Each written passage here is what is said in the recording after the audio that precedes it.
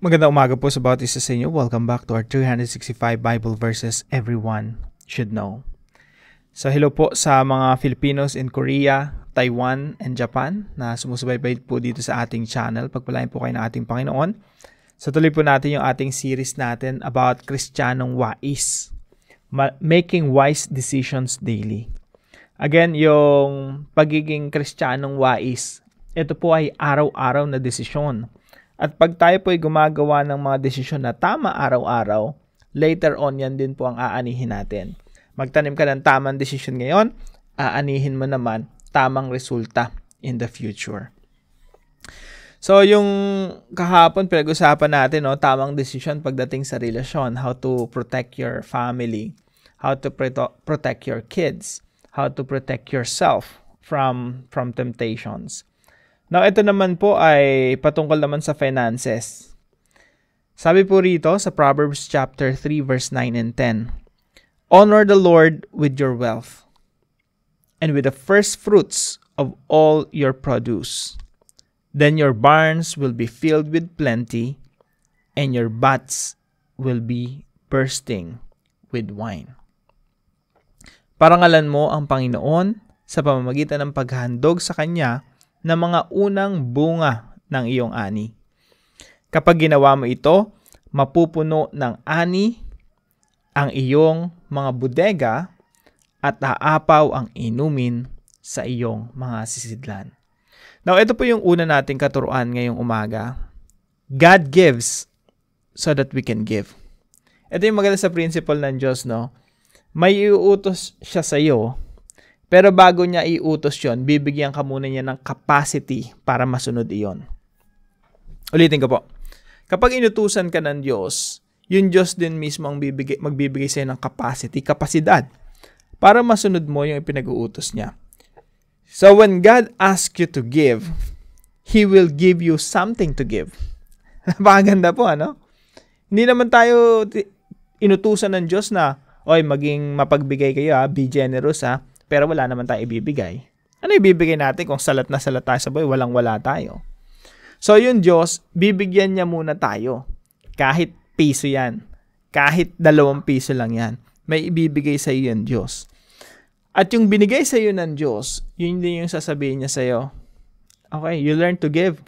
Pag binigyan kita ng 2 piso, then you learn to give. Pag binigyan kita ng 2 milyon, dapat kaya mong i-handle, kaya mo pa rin magbigay. Kung sa 2 piso hindi mo sinasakim, natutunan mong hindi sakimin yung 2 piso, alam mo na paano i-handle yung 2 milyon. No? Now, alalahanin po natin yung panahon ni Abraham. Si Abraham, binigyan muna ng Diyos ng anak, si Isaac. Bago inutusan ng Diyos si Abraham na, Abraham, ialay mo yung anak mo para sa akin. So, ganun po, no? God gives so that we can give. Kaya lahat ng pagpapala na meron tayo, binigay ng Diyos yun. At tayo, meron tayong prinsipyo na ina-apply mula sa Biblia na matutunan din nating magbalik sa Diyos ng mga pagpapalang ibinigay niya sa atin. So number 2, every coin we have is a test. Hindi lang po coin to, lahat po ng pinagkaloob sa atin ng Diyos. Hindi lang kayamanan. Now, dito po sa mga talata kasi ng pinag-aaralan natin, focus ito sa kayamanan. Yung wine kasi, nung unang panahon, yung barns, yung bodega, pinupuno ng pagkain. Tapos, first fruits, yung bunga ng ating ng kanilang mga ani, yun yung mga signs ng kayamanan. Yun yung mga symbols or literal wealth nila nung unang panahon na yun. Pero sa atin ngayon, coin yan pera, kaperahan. Hindi naman tayo sumasweldo ng bigas, di ba? Hindi ka naman pinapasweldo ng boss mo ng palay o ng kambing, di ba? So, kaperahan yan sa panahon natin ngayon. Tandaan po natin, every coin we receive is a test from God. Kaya dapat lahat ng tinatanggap natin mula sa Diyos, pinagbubuti natin. Hindi ko sinasabi na lahat ng binigay sa atin ng Diyos, ipamigay natin. That's stupidity. Kasi binibigyan ka ng Diyos to feed your family, to feed your children, tas bibigay mo sa iba. That's plain stupid. Kailangan, kung ano yung binigay sa'yo ng Panginoon, pagyamanin mo, gamitin mo sa tama, At bibigyan ka rin ng Diyos ng mga bagay na pwede mong maipantulong sa kapwa. Mga bagay na pwede mong ibigay sa kapwa mananampalataya at mga bagay na pwede mong ibigay sa iglesia. Tandaan lang po nating mabuti, yung mga binibigay sa atin ng Diyos, meron niyang test. Every coin we have is a test. Every coin we have, lahat ng mga kaperahan na meron tayo, ito ay dapat magamit natin sa tama. Now, sa konteksto ng Proverbs 3:9-10, kapag binigyan tayo ng Panginoon, dapat matutunan nating magbalik sa Panginoon. Yung unang bahagi ng ating mga kinikita, natututunan nating, Lord, lahat ng tinanggap ko galing sa iyo, kaya magbibigay ako sa inyo. Kung saan umaabante ang kaharian ng Diyos, doon tayo magbigay.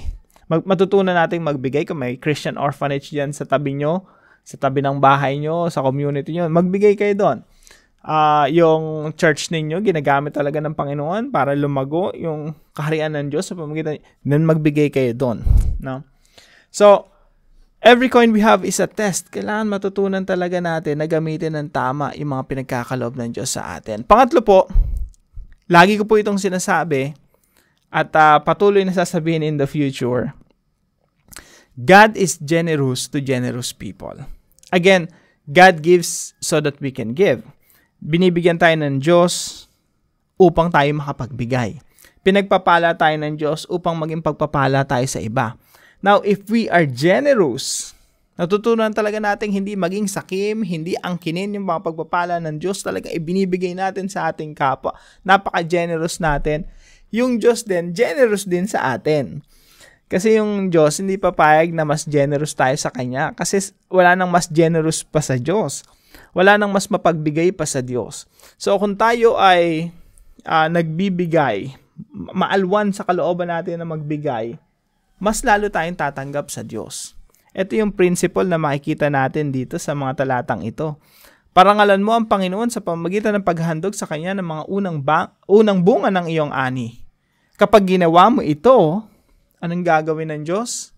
Mas magiging generous siya sa iyo. Mas magiging mapagbigay siya sa iyo.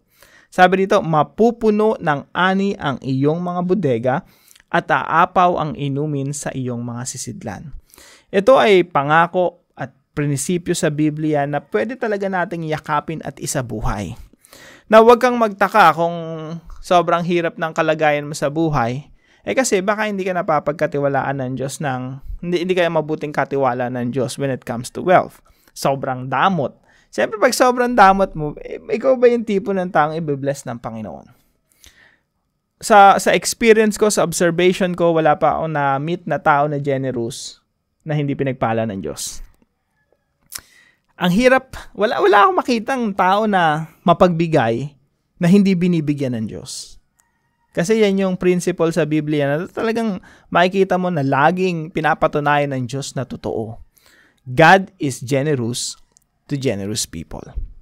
Now, ano po yung application natin sa mga talatang ito? Number 1, practice sacrificial giving faithfully. I-practice, isabuhay po natin yung pagbibigay sacrificially. Pag nagbibigay ka para sa Diyos, now, unang-una, hindi mo naman mabibigyan ng Diyos talaga. No? Hindi mo kayang bigyan ng Diyos. Ang pwede mong gawin, bigyan yung mga tao.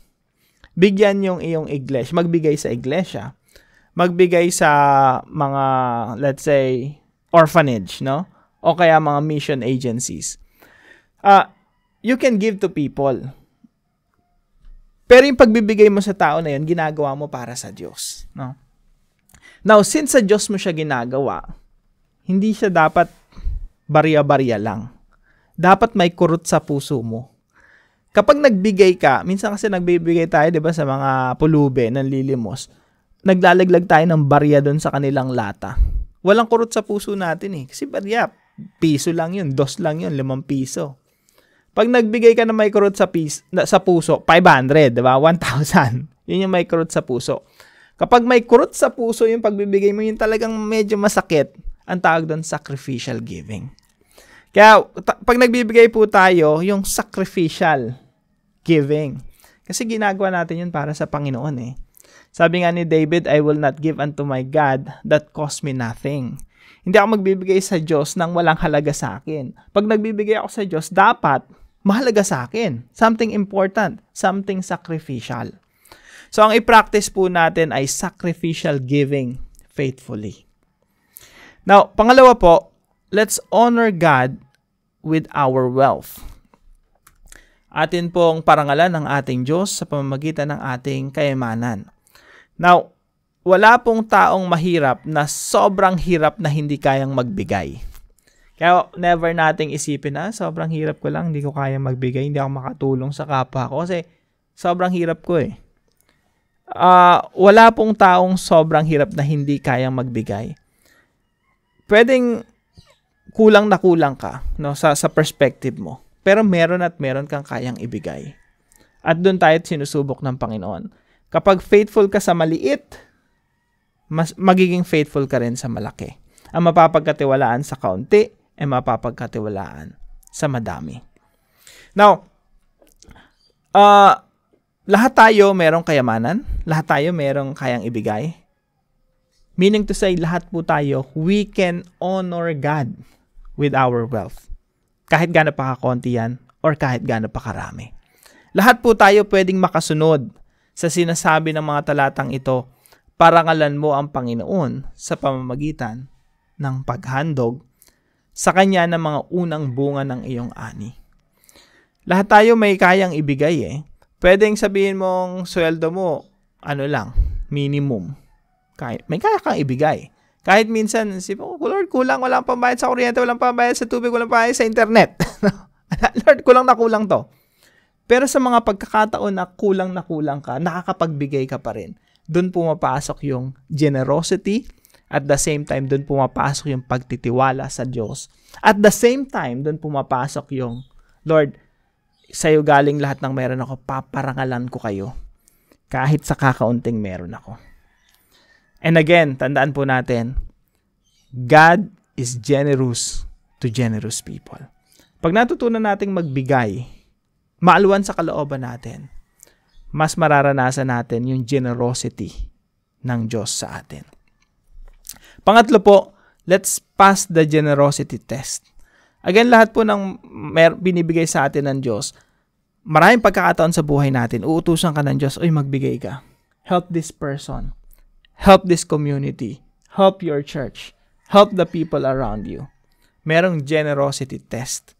Doon rin papasok sa puso natin yung kadamutan, no? Maglalaban yung kadamutan sa generosity, no? Yung greed and generosity, maglalaban at maglalaban yan. Pero ang banal na spirito, laging sasabihan sa'yo, be generous. Sundin po natin yon. Let's pass the generosity test. Now, para po sa ating discussion, how can we practically offer our first fruits to God? Practically speaking, paano natin may bibigay yung unang bunga ng ating kinikita sa Panginoon? Now, maganda meron tayong separate discussion about this, no? Kasi po, ako, in my opinion, hindi ako naniniwala na yung tithes, offerings, yung makikita mo sa mga first fruits, as is applicable to our time, na requirement para sa atin. Naniniwala ako na hindi yun requirement sa atin, na parang tayo nasa Old Testament nagbabayad ng tax. Hindi ganon eh. Ang pinapractice natin ngayon, sacrificial giving, sometimes more than what is required. Kaya, ang tanong po sa atin ngayon, how can we practically, sa pamamagitan ng, practical na pamamaraan, paano mo masusunod ang Diyos? Kahit hindi siya requirement, no? It's more on personal, cheerful giving. Nagbibigay ka sa Panginoon. Sacrificial giving. How can you apply that in your life? Now, para naman po sa ating panalangin, Lord, I want to offer you the first fruits of everything in my life. May I never forget that all that I have comes from your gracious hand, and I owe it all to you. Father, I ask for two things. First, bless me abundantly with all kinds of blessings. Second, make me generous so that many people would praise and honor you because of your blessings that overflows or that flows through me. May your name be glorified in my life. In Jesus' name, amen. So ito pong devotion po natin ay galing po sa totoo nating sponsor kay Lord, no? So maraming salamat sa Panginoon na tagtutustos ng ating pangailangan para ma-produce po natin yung ating mga videos. Salamat sa Panginoon. At kung meron po kayo natutunan sa devotion natin, paalam niyo po sa comment section below. And please share this devotion to your family and friends.